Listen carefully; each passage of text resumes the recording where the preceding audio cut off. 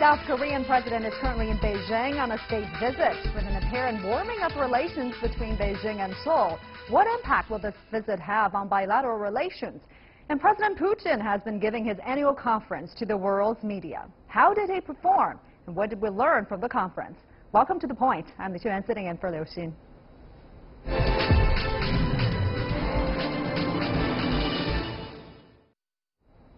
Now, South Korean President Moon Jae-in met with Chinese President Xi Jinping on Thursday on his first visit to China after taking office in May. His visit has been described as fence-mending trip after President Moon agreed to suspend further deployment of the Tat defense system. Starting his 4-day state visit to China on Wednesday, President Moon stressed a shared sorrow of the two countries during World War II, when China held its National Memorial Day for the Nanjing massacre, victims in the eastern city of Nanjing. So what progress is likely to be made by President Moon's first visit? How will this lessen the nuclear tensions in Asia? Joining me today are Mr. Tat Yan Kong, Associate Professor of Comparative Politics at the School of Oriental and African Studies in the University of London, and also Mr. Xiaohe, Associate Professor at the School of International Studies at Renmin University. Welcome to you both.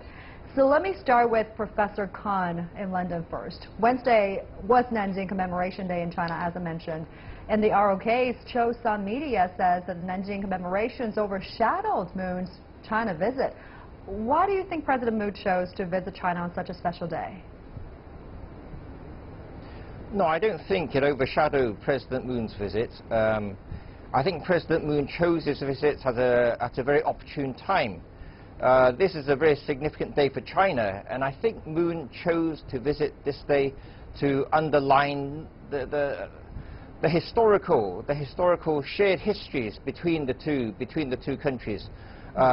Both of them as victims of external aggression. Korea having been colonized by Japan, and China having been involved in an 8-year war with Japan. So I think he's trying to underline that, you know, there is more to the relationship than just economic interdependence or contemporary issues, but rather that the shared history between the two countries actually stretches back over a longer period, and this ties in with President Moon's planned visit to the site of the Korean Provisional Government in Cheng.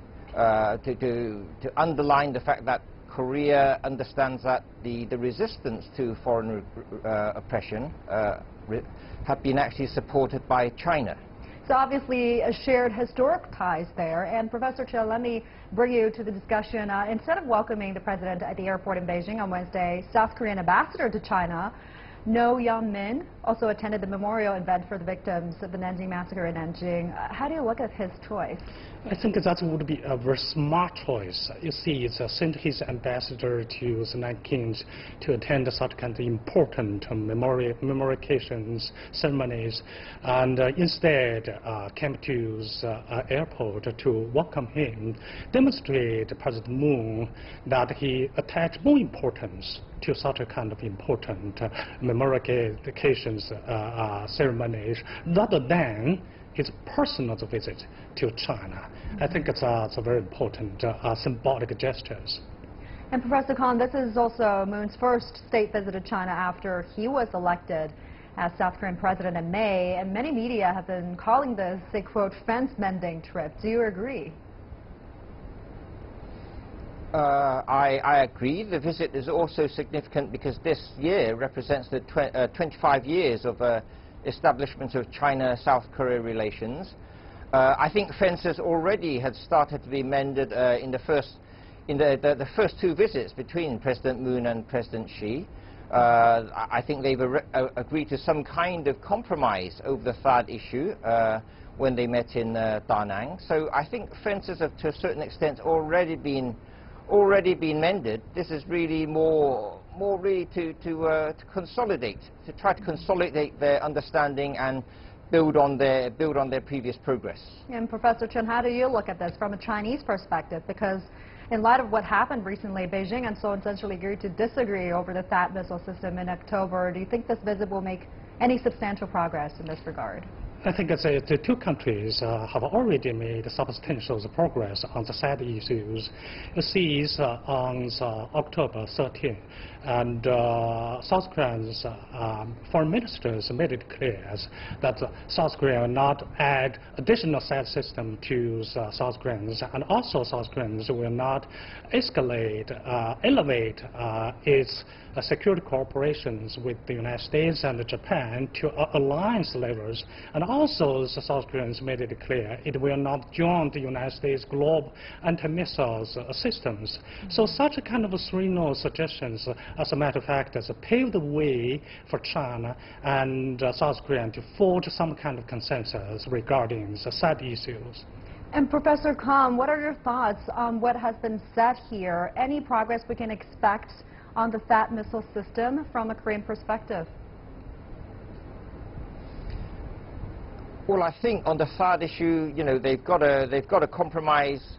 I think ultimately they have to agree to disagree for now, because China wants the removal of the THAAD system, but from South Korea's perspective, when South Korea feels endangered, it tends to consolidate its alliance with the United States.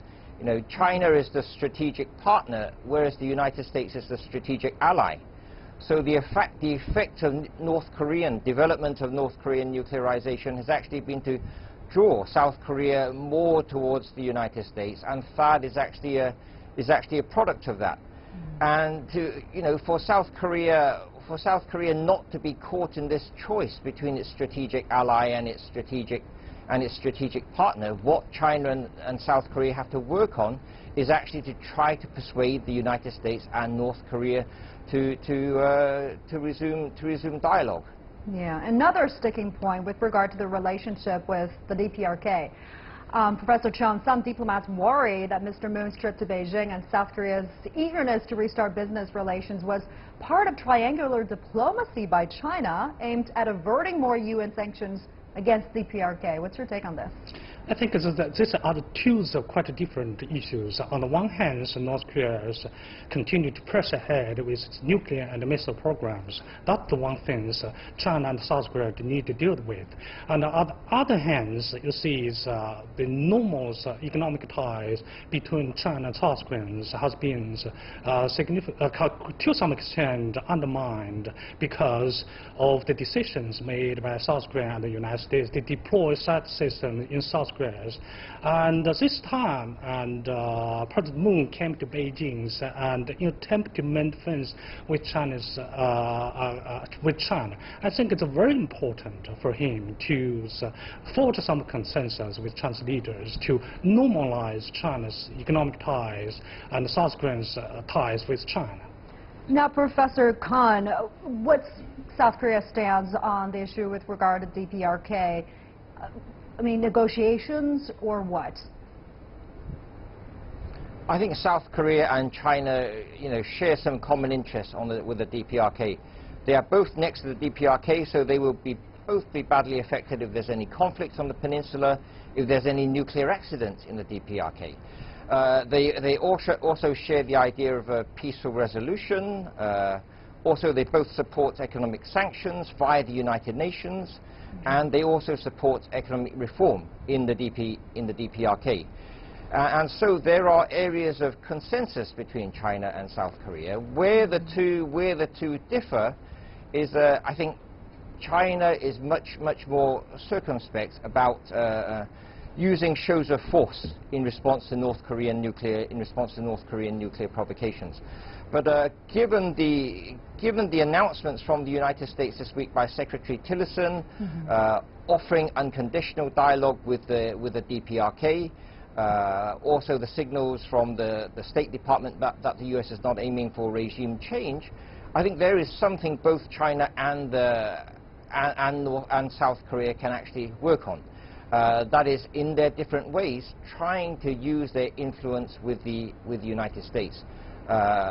Don't forget, in the 2000s, the Bush administration was very skeptical about negotiation with North Korea, but the No-Mu-Hyun administration actually persuaded the Bush administration to come to the negotiating table, and they almost reached a deal on two occasions.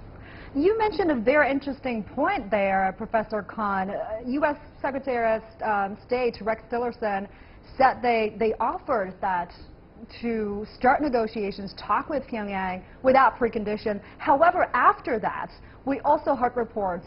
It's reported that White House also said that there won't be any talks unless the DPRK change its behavior, kind of muddying the water. What do you make of the mixed signals sent out by the United States? How does South Korea interpret this?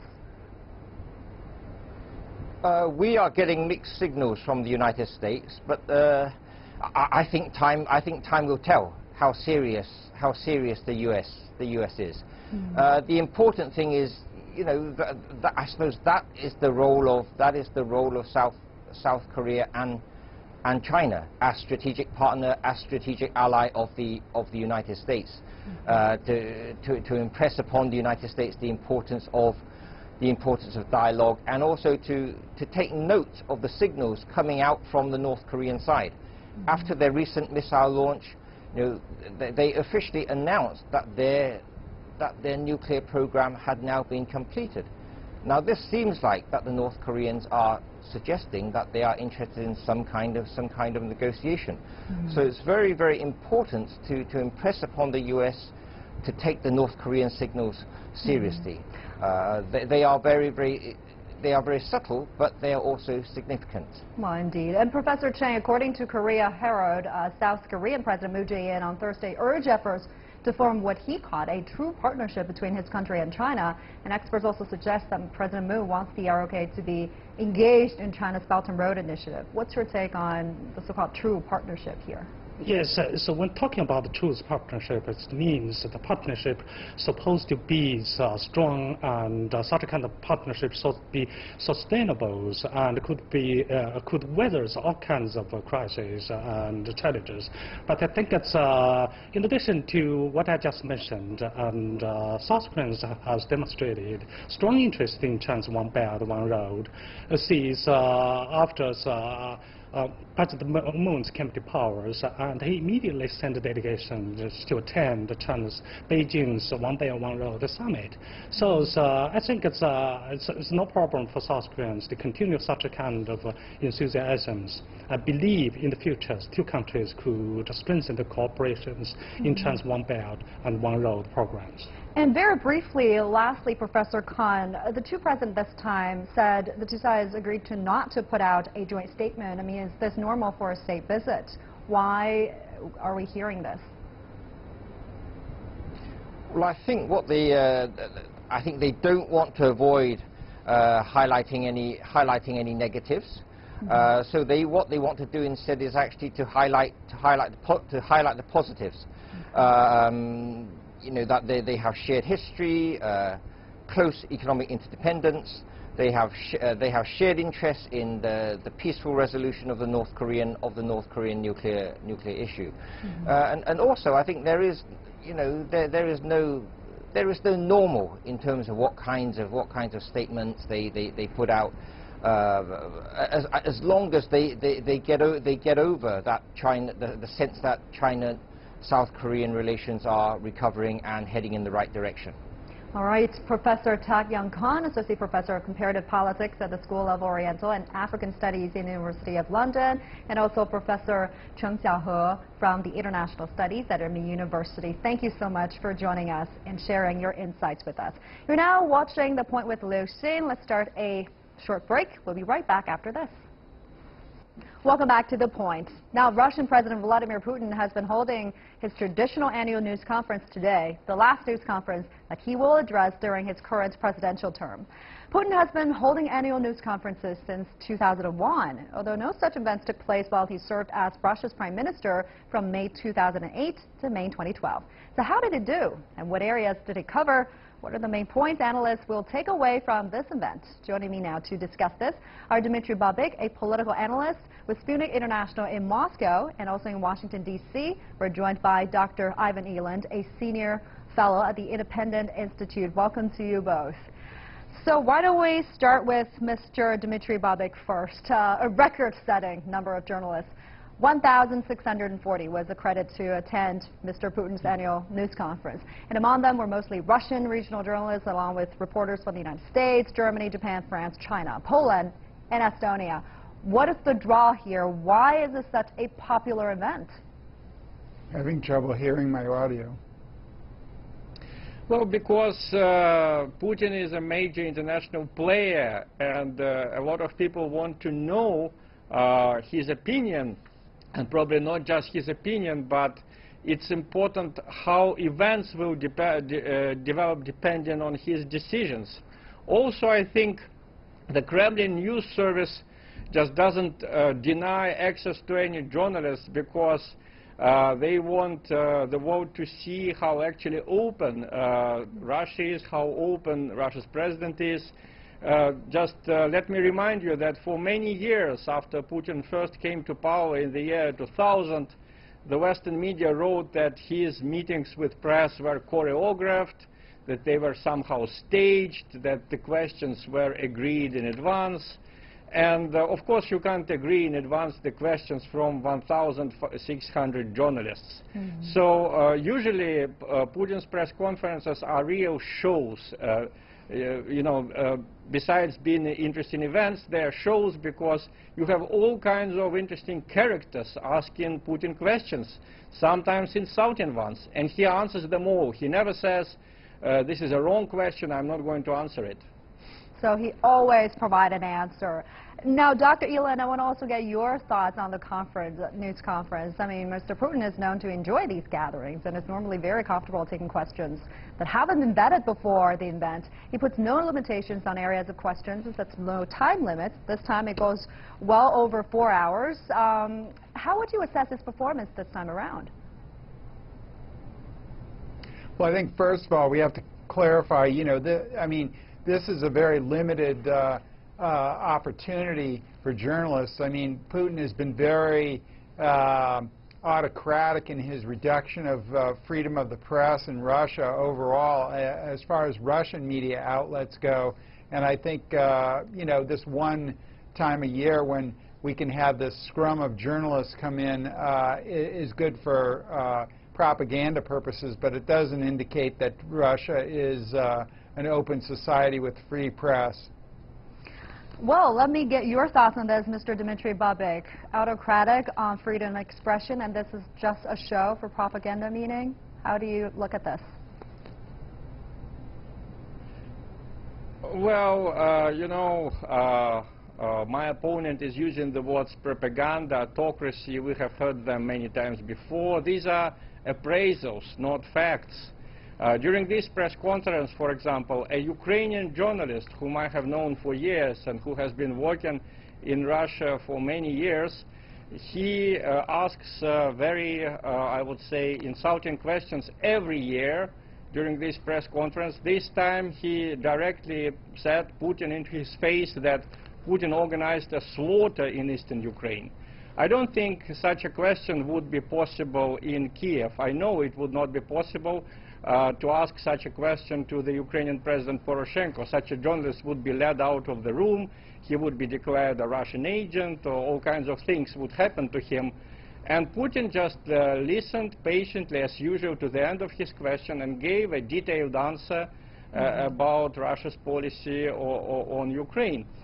So, and it's not the only press conference that Putin gives every year. Every year, Putin has a so-called phone-in session with the country when basically thousands of people have an opportunity to ask him questions, not necessarily journalists, but also journalists.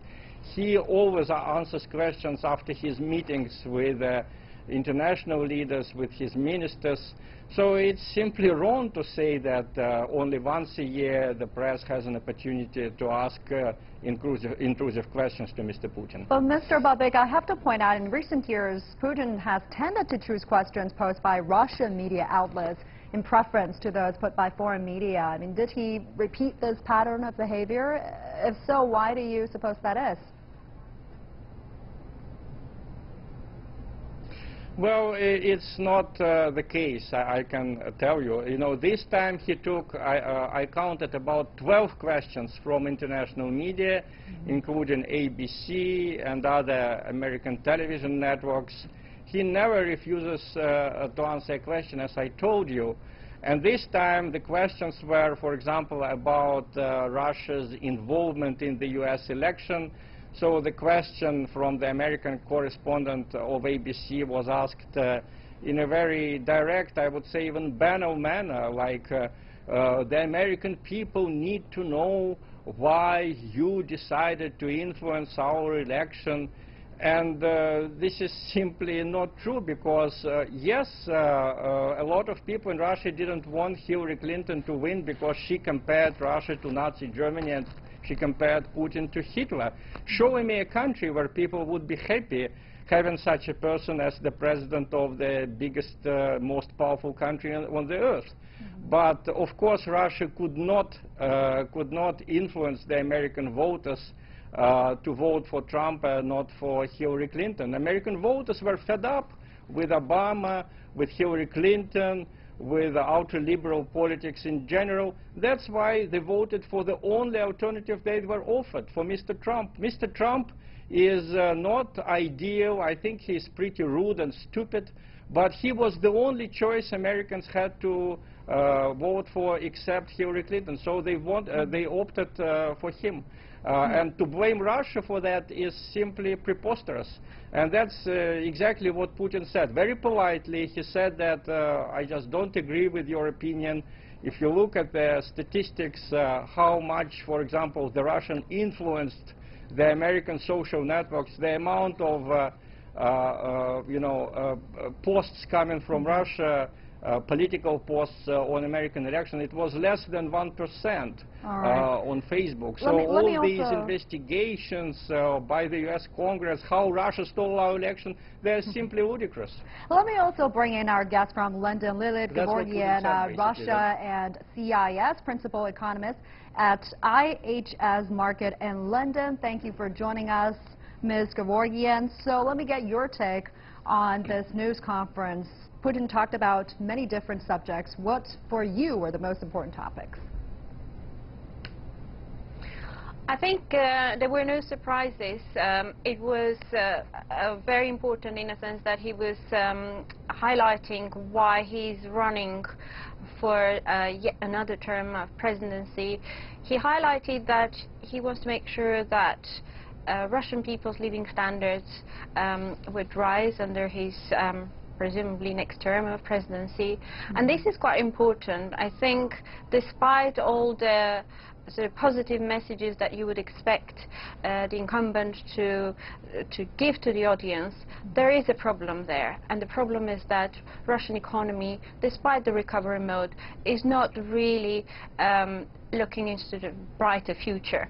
There are lots of problems, there are lots of structural problems, and that's what counts. Perhaps the foreign military victories will have temporary impact, but ultimately it is about the living standard of ordinary Russians that any president had to care, and that's what Putin wanted to highlight. Yeah, another topic, interesting one, Dr. Eland. Putin also talked openly about the Olympics doping scandal, saying it had been overtly politicized, although Russia was partly responsible for letting it happen. How convincing was his answer to you?